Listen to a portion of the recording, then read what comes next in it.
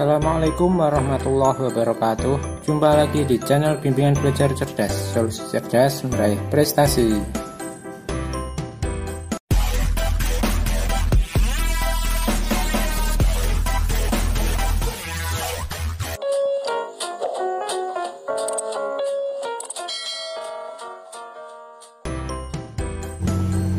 Pembahasan tes tertulis subtema 3 tema 4 Bupena jilid 4B halaman 67 bagian pertama.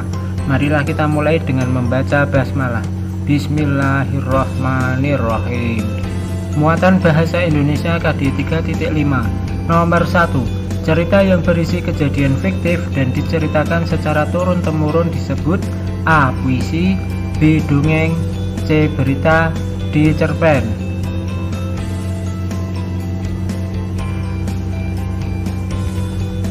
Puisi merupakan ungkapan ekspresi melalui bahasa tulisan. Dongeng, cerita yang tidak benar-benar terjadi atau fiktif dan diceritakan dengan lisan secara turun-temurun. Berita merupakan informasi dari kejadian atau peristiwa yang sedang terjadi terkini. Cerpen, cerita pendek atau prosa naratif fiktif. Jadi, sesuai dengan pertanyaan itu, cerita yang berisi kejadian fiktif dan diceritakan secara turun-temurun disebut B. Dongeng. Nomor 2. Cara penyajian teks berupa rangkuman inti yang ditulis dalam diagram disebut A. Dongeng, B. Puisi, C. Peta pikiran, D. Kesimpulan.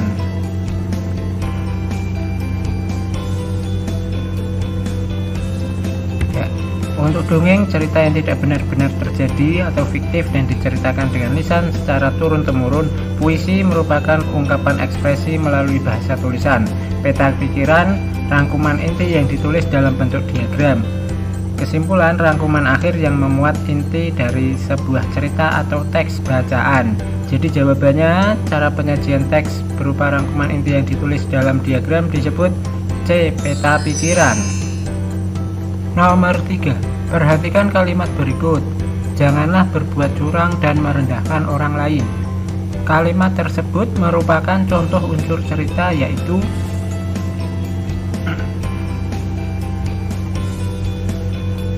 jawabannya adalah pesan moral. Dalam sebuah cerita terdapat unsur-unsur cerita seperti tema, tokoh, alur atau jalan cerita, dan pesan moral. Tema merupakan gagasan pokok dalam sebuah cerita. Tokoh, pelaku dalam sebuah cerita. Alur, urutan peristiwa dalam sebuah cerita. Pesan moral, yaitu pesan yang berisi ajaran moral dalam sebuah cerita. Nomor 4. Apa komentarmu terhadap tokoh kelinci dalam cerita Kelinci dan Kura-Kura?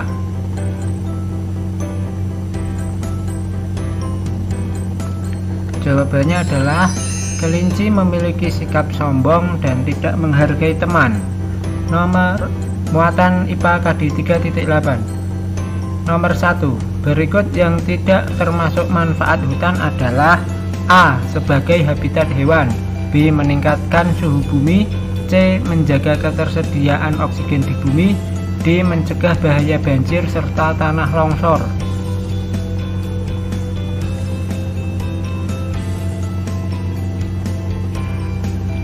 Ya, kita lihat manfaat hutan antara lain menjaga ketersediaan oksigen di muka bumi, mencegah peningkatan suhu bumi atau global warming, mencegah terjadinya bencana alam seperti banjir dan tanah longsor, dan sebagai sumber makanan dan habitat hewan.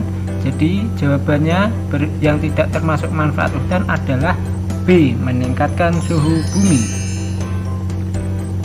Nomor 2. Menggunakan botol bekas air mineral untuk membuat vas bunga merupakan contoh kegiatan A. Reduce, B. Recycle, C. Reuse, D. Repair.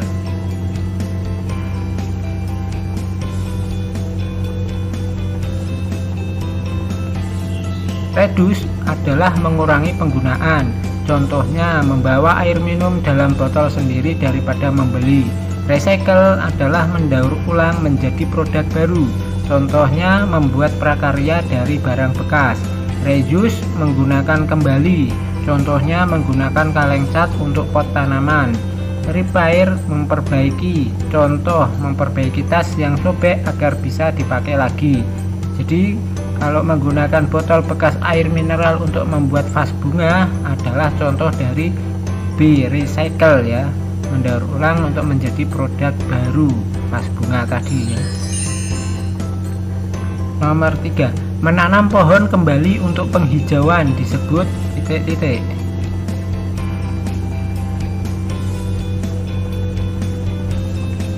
Jawabannya adalah reboisasi. Nomor 4, tuliskan cara pengolahan sampah kaleng minuman dengan recycle.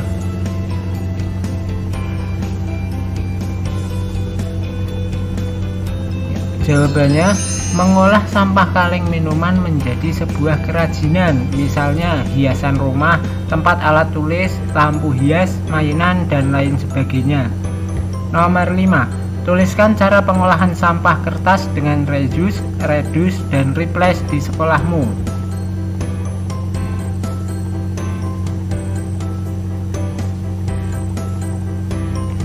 Cara pengolahan sampah kertas dengan reuse, reduce, dan replace, misalnya reuse menggunakan bagian kertas yang masih kosong untuk catatan atau kertas coret-coretan, menggunakan kertas bekas sebagai pembungkus makanan.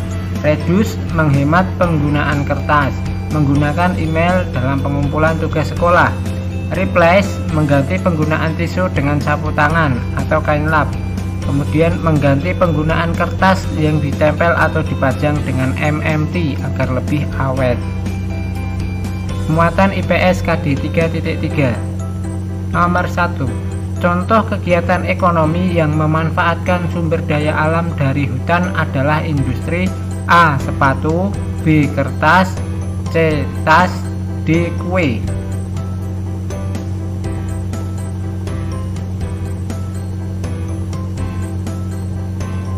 Jawabannya adalah kertas. Mengapa kok kertas? Pembuatan kertas dimulai dari pengolahan hasil kayu dari hutan menjadi potongan kayu. Kemudian potongan kayu diolah menjadi bubur kertas atau pulp. Bubur kertas lalu dicetak menjadi lembaran-lembaran kertas. Nomor 2, petani menanam padi di sawah merupakan contoh kegiatan A. Produksi, B. Konsumsi, C. Distribusi, D. Asumsi.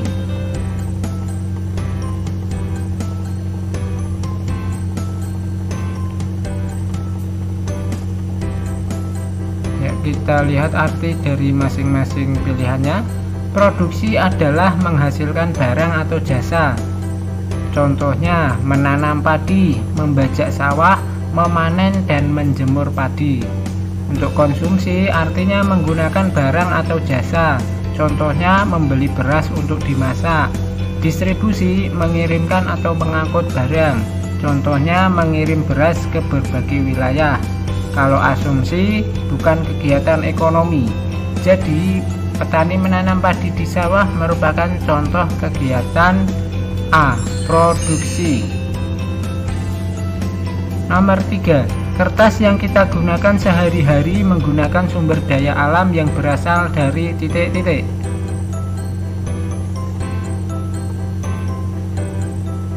Jawabannya adalah hutan. Pembuatan kertas dimulai dari pengolahan kayu dari hutan menjadi potongan kayu, kemudian potongan kayu yang diolah menjadi bubur kertas atau pulp. Bubur kertas lalu dicetak menjadi lembaran-lembaran kertas.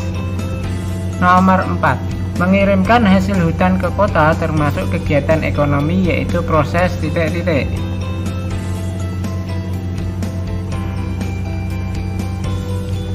Jawabannya adalah distribusi.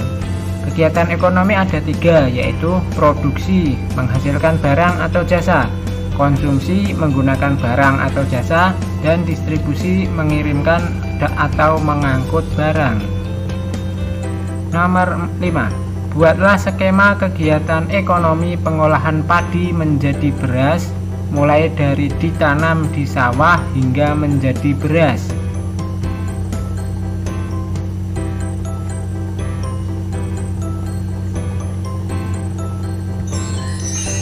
Pertama, sawah dibajak oleh petani, kemudian menanam padi di sawah, kemudian memanen padi atau pemanenan padi, selanjutnya penjemuran padi atau menjemur padi.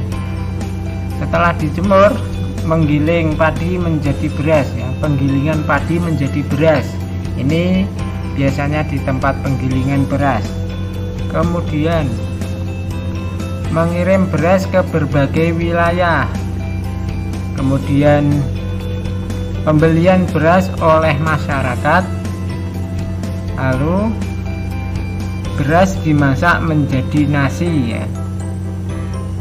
Cukup sekian untuk video kali ini. Mohon maaf apabila ada salah kata. Jika ada pertanyaan silahkan tulis di kolom komentar. Dan jangan lupa like, share, dan subscribe. Terima kasih. Assalamualaikum warahmatullahi wabarakatuh.